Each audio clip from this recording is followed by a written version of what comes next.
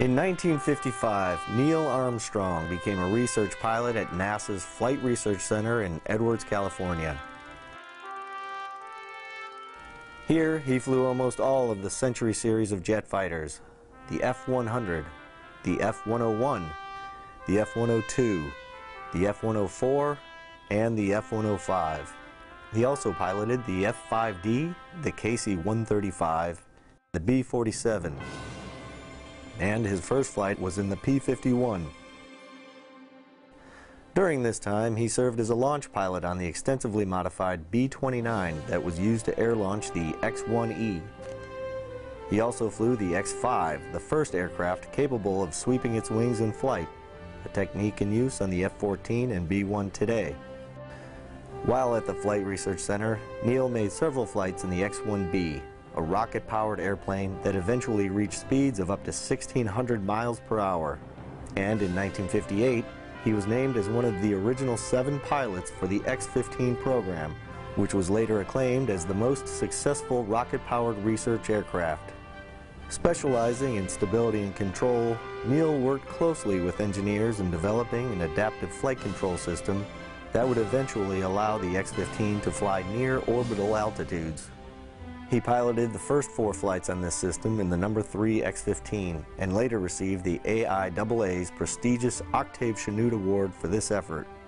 Although originally developed in the 1950s to increase man's knowledge of hypersonic aeronautics, manned spaceflight was the immediate beneficiary of the X-15 research program. The program dramatically demonstrated the capability of the human pilot for employing a fantastic variety of acquired skills, sensing, judging, and coping with the unexpected.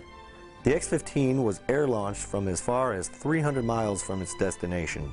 The rocket engine would only burn for 90 seconds until its fuel was exhausted, and the aircraft would continue to climb ballistically to altitudes in excess of 300,000 feet and speeds of over 6 times the speed of sound. Yet, barring any unforeseen mechanical problems, the pilots were almost always able to maneuver their hypersonic glider to a landing within 1,000 feet of their intended mark.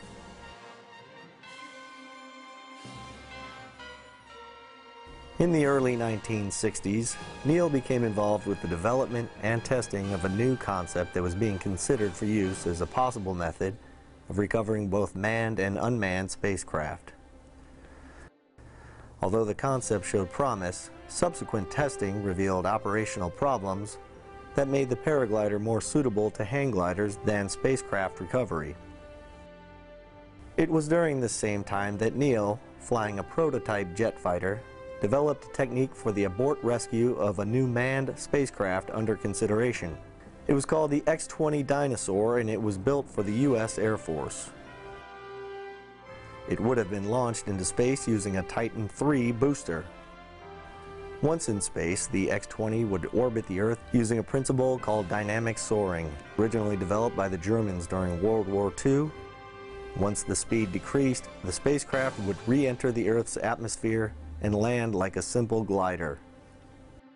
In all, Neil logged 2,600 flight hours in over 900 flights at Edwards, and all before becoming the most famous astronaut of all time.